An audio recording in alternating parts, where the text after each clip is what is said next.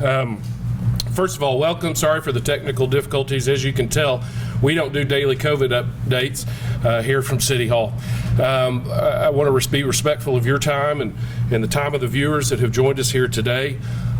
Today specifically, we're here to talk about the public health crisis that we are still currently in Arkansas, in the country, and in the world. Recently, discussions have been unfolding about phases, and phase one and rolling into phase two now with an announcement today that as of July 1, we will have rolled into what are some early stages of the White House's guidelines under 3 by opening up the visitation of certain facilities such as long-term care, nursing homes, and state full-time care for disabled individuals. And so the narrative continues to be, as we open and as we phase open and as we come back together as a community, how do we do that safely? How do we do that in a way that does not cause the cases of COVID to spread more rapidly, which, as we know, when they spread rapidly, they make it into the populations of our most vulnerable in society, which ultimately result in death in many cases. I can tell you that as of today, and we've obviously seen a spike in cases in Benton County and in Washington County, in particular in Rogers and Springdale.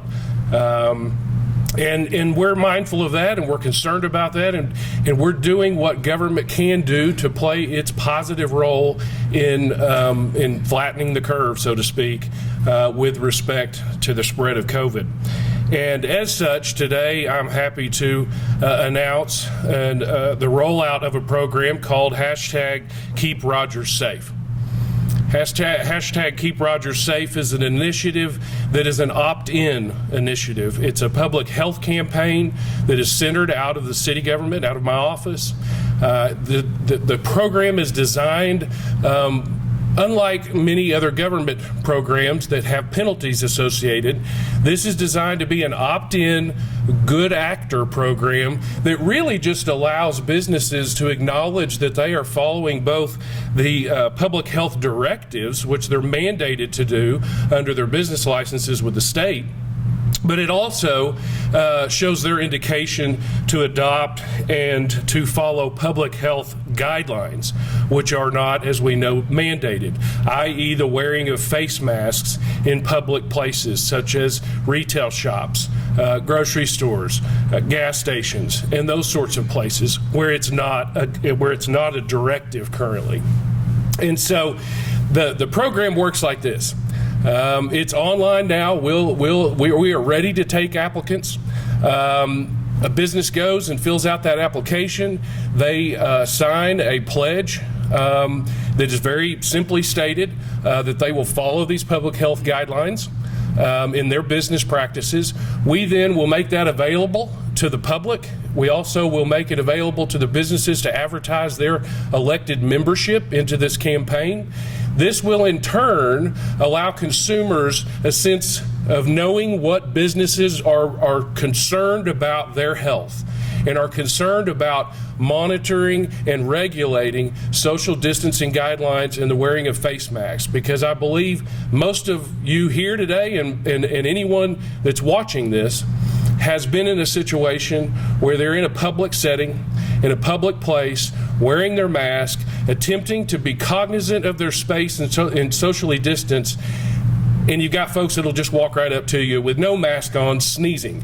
And so, we've got to do better than that in Arkansas, because as I've said before, this is not a political issue, it's not an art issue, it's not a D issue, it's an issue of respecting our neighbors, of helping take care of the people in our population that are most vulnerable. And I will tell you that as of today, just today in Rogers, we've run 2 COVID-19 related cardiac calls that did not end well. And so, and these individuals were not in long-term care facilities. They were not currently in hospital. They were positive COVID patients. And so, and this is becoming a new norm. This is not an outlier. And I think it's also important to point out that we are in a new norm. We can't act like this is just a 1 month, 2 month, it'll be over by the summer type of deal. This is a new way of doing things. And the quicker that we are able to socialize this and make it acceptable and actually make it to where folks that don't comply are almost shamed, in my opinion, we won't get to move to the other phases. We will continue to see cases rise. We will continue to see death. We will continue to see the complicated way that our social structures can't reorganize, such as schools and sporting events and concerts. We have to take this seriously, and we have to make it widespread, because we know that the science shows if both of us wear a mask and try to stay socially distanced, but even if we can't, the percentage almost goes down into the single digits as to whether or not we pass this on along if we're asymptomatic and shedding the virus. So I'm passionate about this. This cause, it was an idea that I came up with last Thursday night and started war rooming it with some folks in the community that I trust. And obviously, you know, we were anticipating the rollout of the campaign, and then, you know, Fayetteville took their action yesterday, which kind of necessitated us maybe rolling this out a day or two earlier than we had anticipated. I would love to have a host of businesses here with me to show you who's opted into our program. You know, it's new, it's a test. I think it's the appropriate way for government to respond to this, where we don't have the authority to pass regulations that mandate businesses do certain things. And so we're just hoping that the business community recognizes that the vast majority of the consumers are looking for a place to shop safely. And that if I know myself personally, if I know of a grocery store or a convenience store or any retail alike that is choosing to participate in this plan, and I can see it on the list, I can guarantee you I'm going there first. And so we're going to try to make it cool. We're going to try to make it a situation where it's a benefit to the business. If you look at the governor's directives on Monday, where he started talking about immunity as it relates to businesses and COVID, you know, the language says substantially complying with public health directives. So, you know, I would argue that if you opt into a program like this, you are by far more than substantially complying. You're putting a target on your face to say, we as a business are taking responsibility for the safety of our employees, the safety of our patrons, and the health of the community. And so I think, you know, we're going to applaud the businesses that choose to do this, and I hope it's a success. I hope it helps keep a healthier community, make a healthier community, and I hope it helps us as it relates to the ability to start loosening up more things as we can trust the behaviors of people. Just this last weekend, I think everyone's seen the national story about, you know, what was it, 10, 16-year-olds out in public at a birthday party. All of them contracted COVID, and when interviewed, they said, well, we went because the mayor and the governor said it was safe. They allowed these businesses to open, and so it must be safe. That's been my contention all along for folks that have had opinions, other diverging opinions about opening certain facilities in the community, such as our aquatic center. To do that would tell the people of this community that it's safe to go there, and it's just simply not. Now, some folks may be safe, some folks won't get it. Likelihood is that you probably wouldn't. But is it worth the public risk when our behaviors have not changed enough to respect social distancing and understand the importance that it plays in helping us all keep a healthier community? So, like all things good, and you don't hear this from politicians very often, but the government's not the end-all be-all to all things good, and the government's role in these things is in partnership with the community. And so today I'm pleased to have two guests, one virtually, one here in person, one representing the voice of business in Rogers, the other representing the voice of healthcare in our community. And so we're proud to have them here as partners in this campaign, as advocates of the campaign, And we hope that their presence and their advocacy underscores the importance of the compliance with social distancing and mask wearing in public. And so with that, I want to invite the President and CEO of the Rogers Lowell Area Chamber of Commerce, Raymond Burns, to come forward and make a few comments.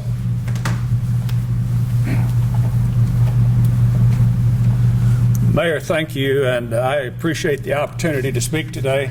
Representing the business community of Rogers, Lowell, and much of Northwest Arkansas, we have over 2,100 businesses and about 5,000 individuals that belong to those businesses, and I believe each and every one of them want to do the right thing. And what we're talking about today is doing the right thing. We've gone from phase 1 to phase 2, and businesses are starting to open again, and for business that's a good thing. But as we've said many times, phase 2 is really up to you. If people don't wear masks, if they don't distance, if they don't do the right things, and the number of cases keep going up, either people will not come to their businesses or we'll go back to another phase where all businesses aren't open again, and we certainly don't need that. Our role and our goal is to see that our economy opens again, and we can only do that through responsible action. And Mayor, I just want to tell you that I believe the business community supports you and what we're doing here today, and I really believe that the business community appreciates you and the City Council for not making this mandatory. We don't think there's a legal basis for doing that, and we think to do so would just be counterproductive. A voluntary effort allows people to opt into this. I'd say it was genius if I'd come up with it myself, and it is an election year, but with all that said, I think it's really important that people pay attention to what's being said here. We go to a business, we go to a public place, you've got to wear the mask, you've got to socially distance, and we can't put people down for wearing that mask. They're protecting themselves or their grandparents or their children. You don't know what everyone has to go back home to. And going back home and being safe is really what this is all about. So, Mayor, thank you. Thank you, Raymond. Appreciate those comments. And at this time, we have virtually a guest representing Mercy Health, Martine Pollard-Downs.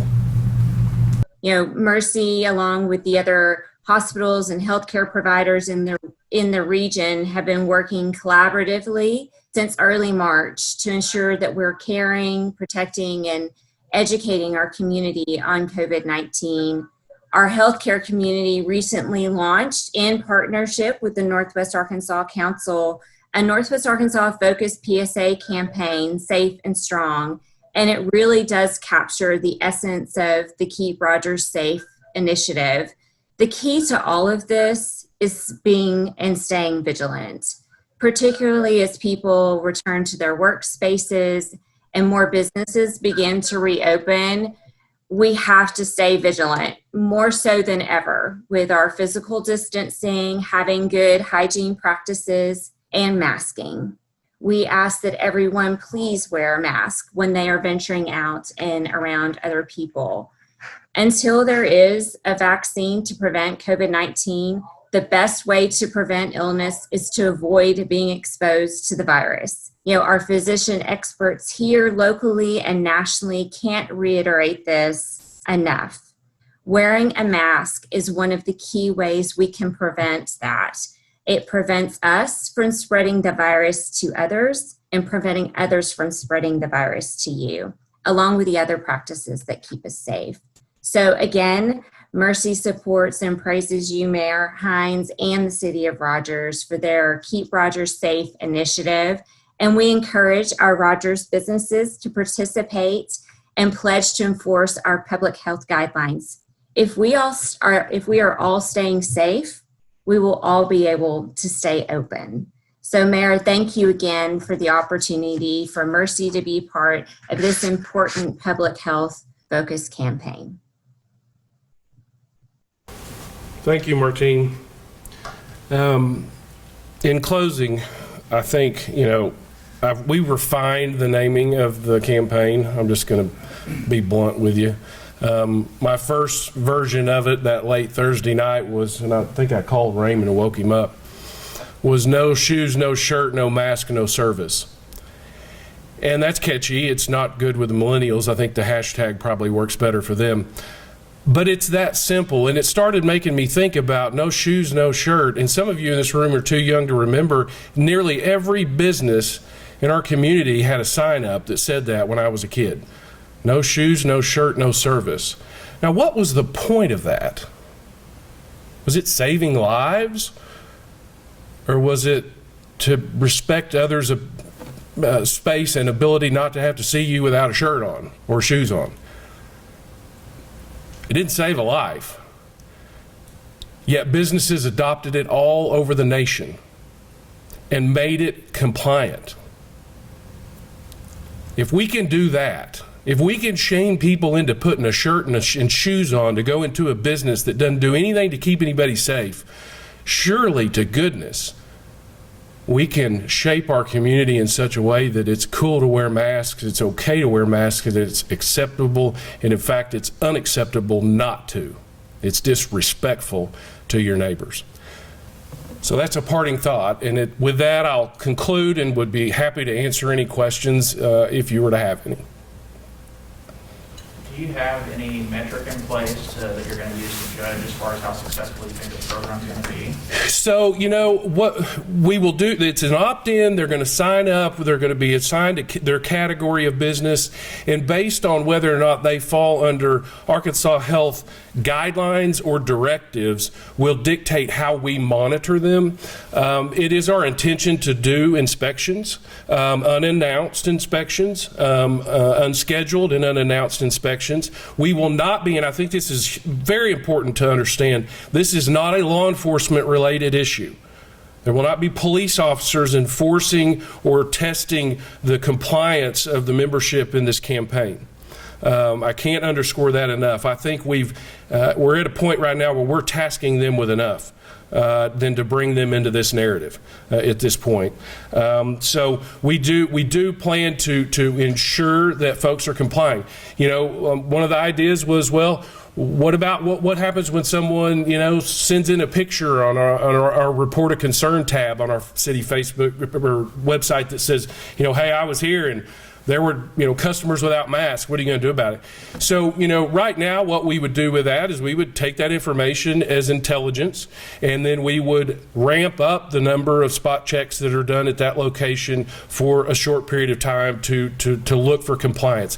Should we find non-compliance in the membership, they will be given a 24-hour corrective order, at which point they can be removed from the membership. So the beauty of it, it's an opt-in, it's an opt-out, and it's also a thank you for playing, but not so much. So, you know, that's the self-policing nature of the initiative. Yes, sir. You guys say that enforcing face masks would be illegal. Springdale has said the same thing. What exactly makes an ordinance like that illegal? So it's just there's no provision in state law that allows cities to mandate those types of activities in the public space or to private businesses.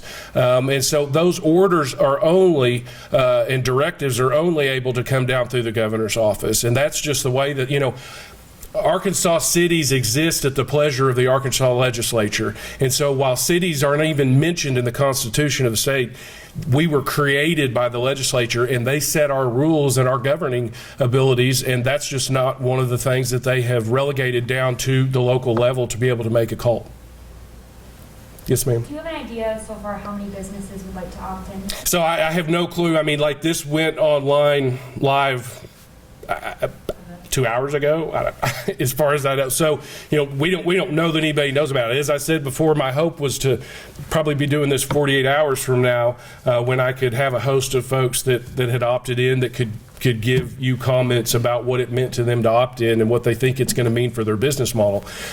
So I suspect that anecdotal information will start to trickle in, and that might be some follow-up stories for y'all next week as you see the list grow and look at the types of businesses and number of businesses that are trying to be a part of the campaign. Any other questions? Okay. Well, thank you all very much for your time. I appreciate all of the networks being here. You know, it's an important message to get out to the public, so to your station managers, please pass along my appreciation that they allowed for you to be here today to cover this. All right.